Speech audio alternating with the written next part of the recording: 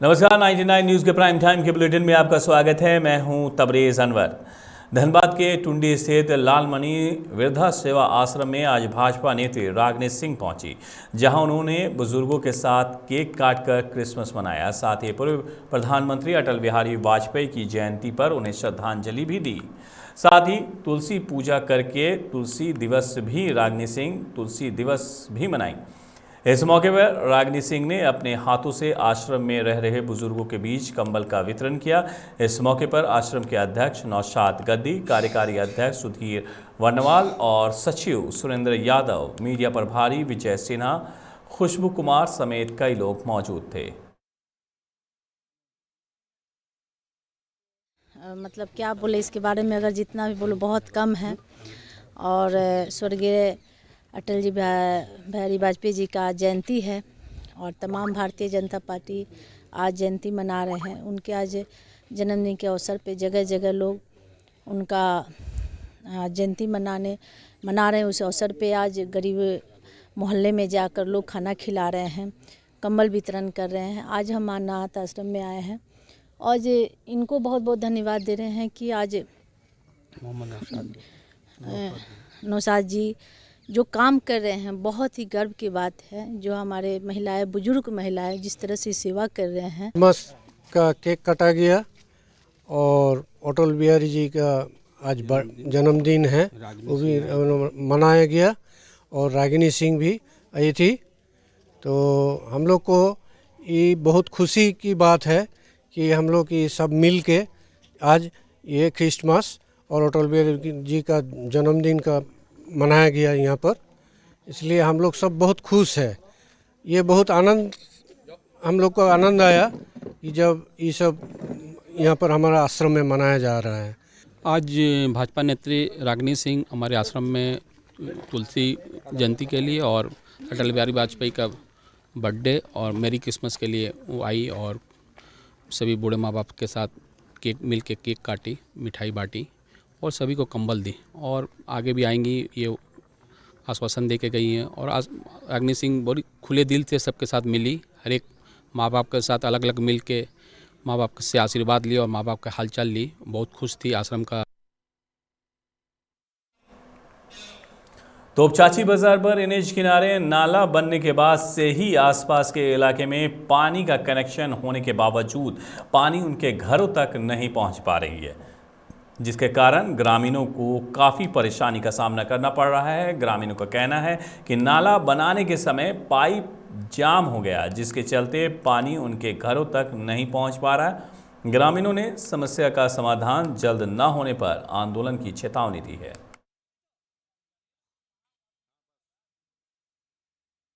से हम लोग को पानी नहीं मिल रहा है। ये लोग कैसे कैसे काम किया, कैसे जैसे तैसे बिना देखे फ्लश कर दिया, हम लोग को पाइप जाम कर दिया।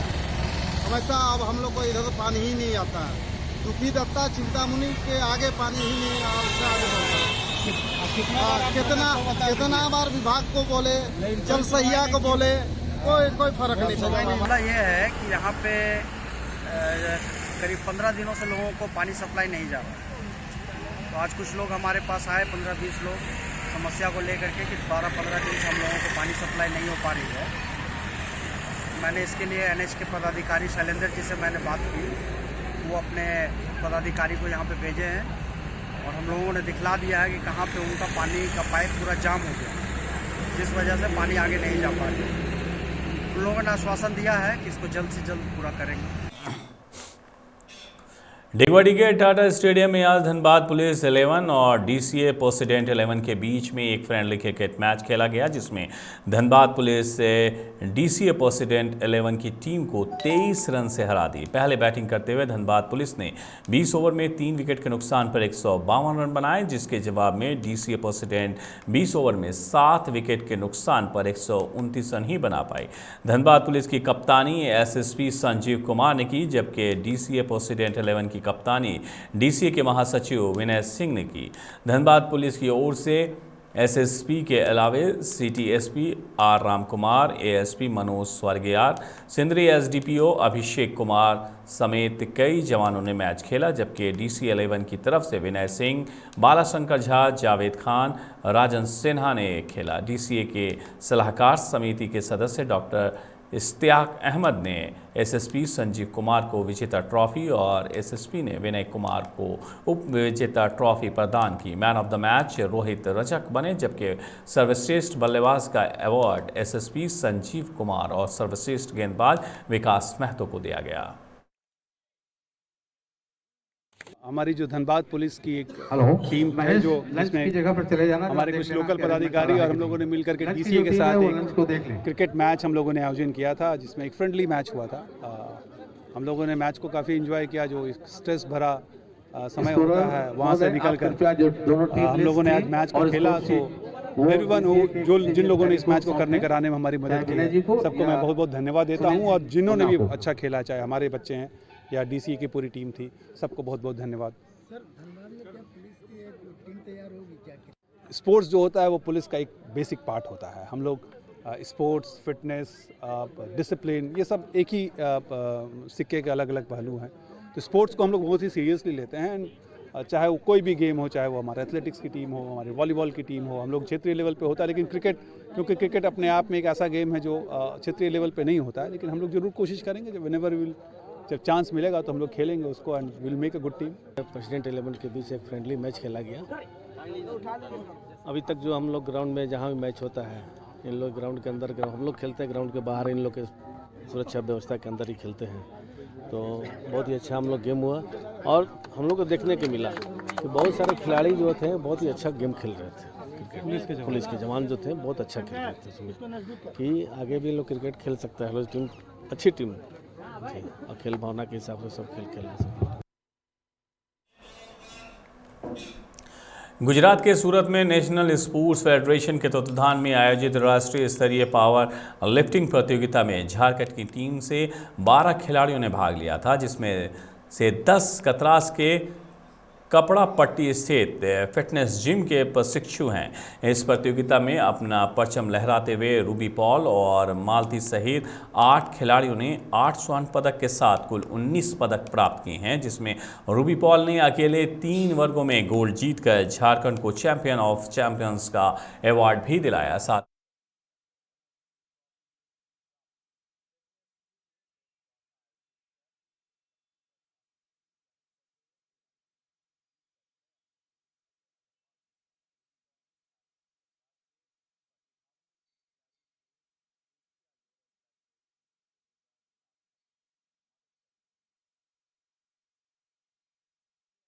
सूरत में हुआ था। हम लोग यहाँ से 11 बच्चे गए थे, जिनमें 8 गोल्ड, 8 ब्रॉन्ज और 4 सिल्वर लिए थे हम लोग ने। सभी बच्चों ने बहुत अच्छा किया। झारखंड से टोटल हम लोग 12 बच्चे पार्टिसिपेट किए थे, जिसमें 10 बच्चे हमारे थे और 2 बच्चे रामगढ़ से थे, झारखंड टीम थे। 14 स्टेट ने भाग लिया था, महाराष्ट्र, सूरत, पंजाब, हरियाणा, दिल्ली, बिहार, आसाम, ये सब जगह से आए थे। पावर लिफ्टिंग एनएसएफ हम लोग की एसोसिएशन का नाम है, एनएसएफ से हम लोग खेले थे, उसी में हम लोग। खुशी हो रही है। ये मेरी सारी जीत की क्रेडिट मैं अपने कोच को, अजय अग्रवाल जी को देना चाहूँगी, क्योंकि मुझे नीचे से लेके ऊपर तक सारा सपोर्ट इनका था। और इतनी बड़ी मंच में गुजरात जैसे ये में जाके खेलना नेशनल कंपटीशन में और सारा तैयारी करवाना, सारी का सारा सर को देती हूँ मैं, क्योंकि अगर सर नहीं रहते तो हमको नहीं लगता कि हम यहाँ से यहाँ तक पहुँच पाते थे, क्योंकि डिस्ट्रिक्ट ही खेलते थे अभी तक। नेशनल पावर लिफ्टिंग इतनी बड़ी मंच, वो भी सूरत में जाके खेलने का सपना भी सर ही दिखाया था और उनको हकीकत भी सर ही करवाया है, और ये जीत की खुशी बहुत है।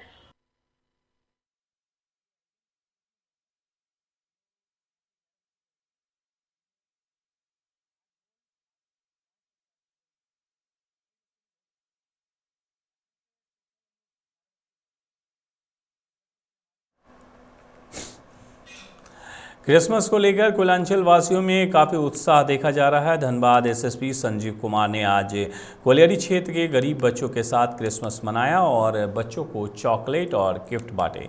एसएसपी ने कहा है कि हमने गरीब बच्चों के साथ क्रिसमस मनाने का फैसला लिया था ताकि वो भी खुशी के साथ क्रिसमस मना सकें। आज क्रिसमस था तो हुआ कि कुछ लोगों ने बताया कि यहाँ कुछ बच्चे हैं जिनके साथ हम लोग क्रिसमस मना सकते हैं, तो इनके साथ हम लोग आए हैं। इनको हम लोगों ने छोटी छोटी जो गिफ्ट्स है उन लोगों को दिया है। तो बाकी क्षेत्र भ्रमण के दौरान ये पता चला तो मैं यहाँ आया। और आगे कार्यक्रम आगे तो हम लोग जा रहे झरिया। धनबाद के डीडीसी दशरथ चंद्र दास ने दिव्यांग स्कूल जीवन ज्योति के बच्चों के साथ क्रिसमस मनाया, जहां डीडीसी समेत कई समाज सेवियों ने बच्चों के बीच स्कूल बैग, चॉकलेट और केक काटकर खुशियां मनाई। डीडीसी ने कहा है कि विशेष बच्चों के बीच आकर काफ़ी सुखद अनुभव हुआ है। जीवन ज्योति जैसी संस्था इस तरह का कार्य कर बच्चों को खुशियां पहुंचाती है। समाज के हर वर्ग के लोगों को इन बच्चों के बारे में सोचना चाहिए।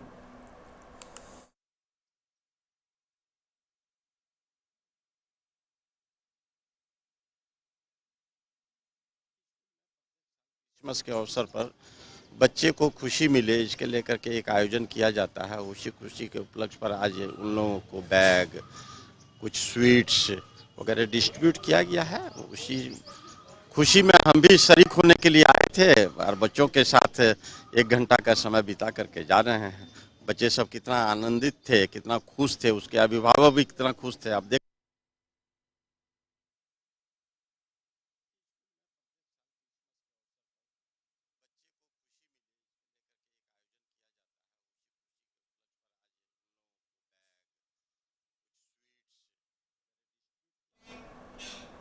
धनबाद बर्नवाल युवा मंच ने हाउसिंग कॉलोनी में अहिब्रम महाराज की जयंती के उपलक्ष्य में 2 दिवसीय निःशुल्क नेत्र जांच शिविर का आयोजन किया, जहां लोगों के नेत्र जांच के बाद उन्हें निःशुल्क चश्मा भी मुहैया कराया गया। शिविर के अंतिम दिन मंच के सदस्य रक्तदान शिविर का भी आयोजन करेंगे। जयंती हम लोग मना रहे हैं।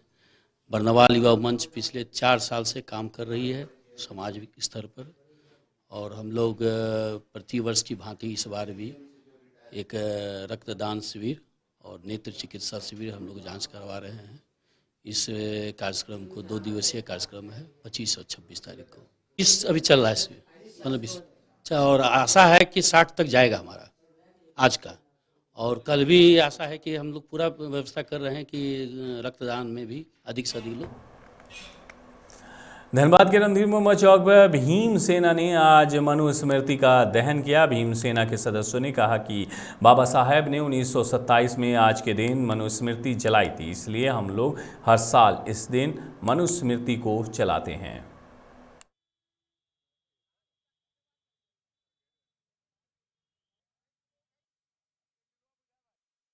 25 दिसंबर आज के दिन बाबा साहेब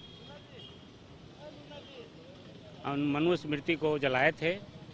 हम लोग भी मनु स्मृति को जला रहे हैं, क्योंकि यह स्मृति ऐसी स्मृति है जो भाग्य, भगवान, नरक, स्वर्ग, पाप, पुण्य और वर्ण व्यवस्था का पोषक है। इससे समाज में गलत संदेश जा रहा है। इस किताब को जलाना बहुत ज़रूरी है। इस किताब में लिखा हुआ है कि 10 साल का ब्राह्मण का बेटा 80 साल के गैर ब्राह्मण को बाप लगेगा रिश्ते में। इसी से 80 वर्ष का जो गैर ब्राह्मण है उसको ब्राह्मण को पैर लगता है। भाजपा नेत्री रागिनी सिंह ने आज अपने आवास पर अटल बिहारी वाजपेयी के जयंती मनाई, जिसमें भाजपा के कई नेता और कार्यकर्ता भी शामिल हुए। सभी वाजपेयी की तस्वीर पर माल्यार्पण कर श्रद्धांजलि अर्पित की। रागिनी सिंह ने कहा है कि अटल बिहारी वाजपेयी ने जो सपना भारत के प्रगति के लिए देखा था, आज प्रधानमंत्री नरेंद्र भाई मोदी पूरा कर रहे हैं। उन्होंने गरीबों के बीच कंबल वितरण करने की भी बात कही।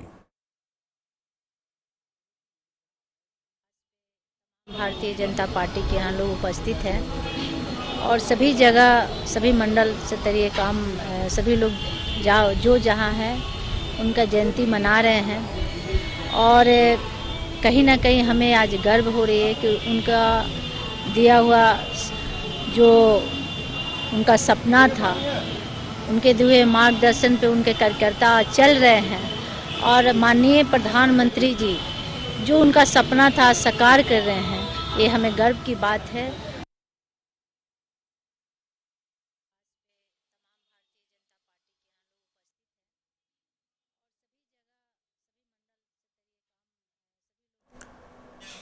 धनबाद के लूबी सर्कुलर रोड में अखिल भारतीय ब्रह्मांड विकास परिषद ने मदन मोहन मालवीय की जयंती मनाई। इस दौरान लोगों ने महामना की प्रतिमा पर माल्यार्पण कर श्रद्धा सुमन अर्पित की।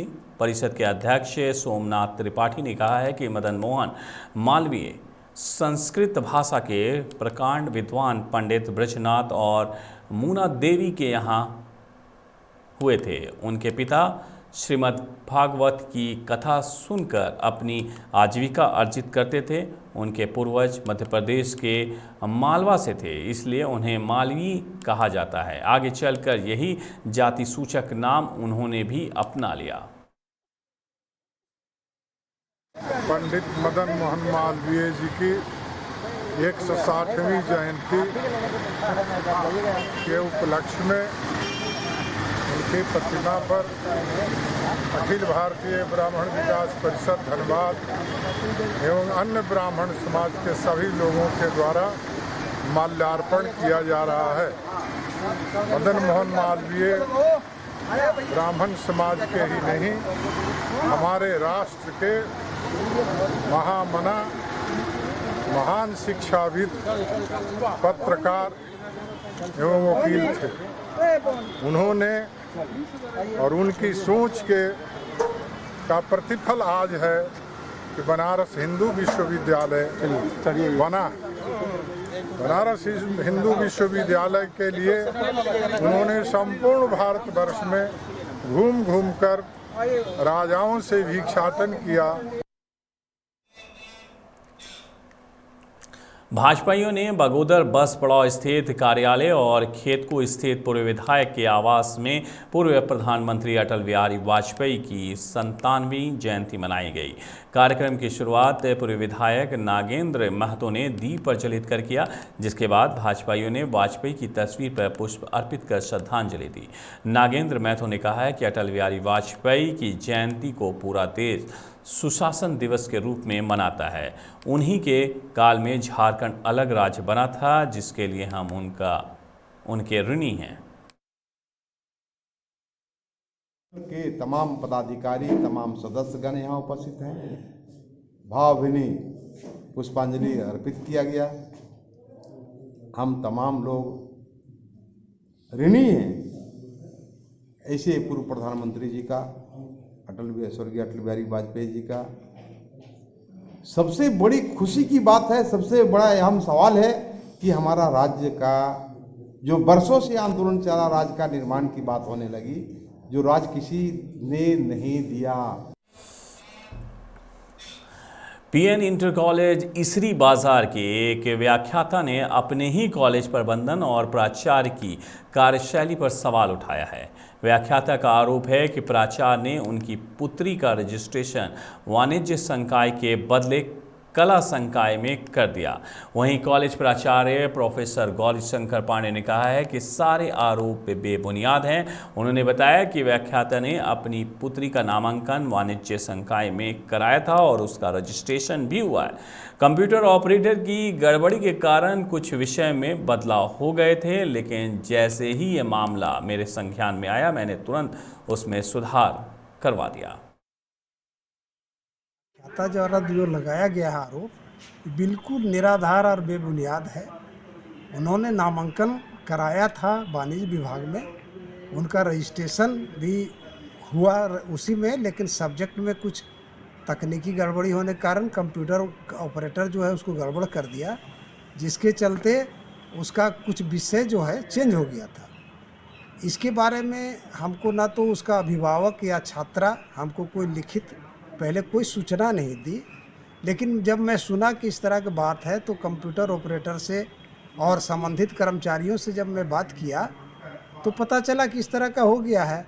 फिर मैं उस पर तुरंत एक्शन लिया और उसको सुधरवा दिया। पुनः उसका वाणिज्य विभाग में रजिस्ट्रेशन हो गया। गिरिडीह के गांवा में पासी समाज के पुरोधा महाराज बिजली पासी की जयंती मनाई गई। इस दौरान लोगों ने उनकी तस्वीर पर माल्यार्पण कर श्रद्धांजलि दी और बिजली पासी के दिखाए रास्ते पर चलने का संकल्प लिया। डॉक्टर डोमी लाल चौधरी ने कहा है कि विकास के लिए समाज के सभी लोगों का शिक्षित होना ज़रूरी है। बेटों के साथ बेटियों को भी स्कूल भेजना होगा। बिना शिक्षा के विकास की बात बेईमानी है। हक की रक्षा के लिए संगठन की मजबूती ज़रूरी है। मौके पर समाज के जिला अध्यक्ष राजेंद्र चौधरी, विनोद कुमार चौधरी, पूर्व विधायक चंद्रिका मेहता, योगेश्वर मेहता मौजूद रहे। काल में हुआ, उनका शासन 1148 से 1184 के बीच में रहा। उनके पिताजी का नाम शुभ वंशों में था। माता चंद्रावती और पत्नी देवी चंद्रावती भी थे। वो बहुत बड़े माने क्या बोलते उसको महाराजा थे। 12 किलाओं में उनकी राज थी और धीरे धीरे अल्लाह उदल को भी हराया। अल्लाह उदल भी उनसे डरते थे। वे हमारे समाज के प्रौधा हैं। आज 25 दिसंबर 1150 को पूरी जयंती पूरे देश में मना रहे हैं। तीसरी प्रखंड के थम्बाचक में वन विभाग की ओर से निर्माणाधीन मंदिर तोड़े जाने के बाद के विरोध में हिंदू जन आक्रोश सभा की गई, जिसमें प्रखंड के सभी पंचायत के लोगों ने वन विभाग के कार्यशैली का विरोध किया। आपको बता दें कि 20 दिसंबर को तीसरी के थम्बाचक में वन विभाग की ओर से निर्माणाधीन हनुमान मंदिर तोड़ गया था, जिसके बाद से ग्रामीण और राजनीतिक दल लगातार इसका विरोध कर रहे हैं। जेएमएम नेता रिंकू बर्नवाल ने कहा है कि आने वाले मंगलवार को तीसरी वन विभाग कार्यालय का घेराव किया जाएगा ताकि मंदिर इसी स्थान पर बने। निर्माण हो रहा था, उसे वन विभाग के द्वारा तोड़ा गया। उसी में हम सारे तीसरी प्रखंड हिंदूवासियों ने एक जन आक्रोश सभा बैठक बुलाई और उसमें यह निर्णय लिया गया कि आने वाले मंगलवार को हम लोग गांधी चौक पर सारे तीसरी प्रखंड 15 पंचायत के हिंदू पहुंचकर और वहां से नारा लगाते हुए फॉरेस्ट विभाग का जो कार्यालय है वहां पर घेराव करेंगे और हर हाल में हम लोग मंदिर इसी जगह पर बनाएंगे। और कहीं पर मंदिर का निर्माण जो वन विभाग के द्वारा कहा जा रहा था कि यहाँ से थोड़ा सा हटा दीजिए, हम लोग इसे कतई बर्दाश्त नहीं करेंगे। 99 न्यूज़ के प्राइम टाइम के बुलेटिन में मेरे साथ इतना ही। मुझे दीजिए इजाज़त। अपना बहुत ख्याल रखिएगा। नमस्कार।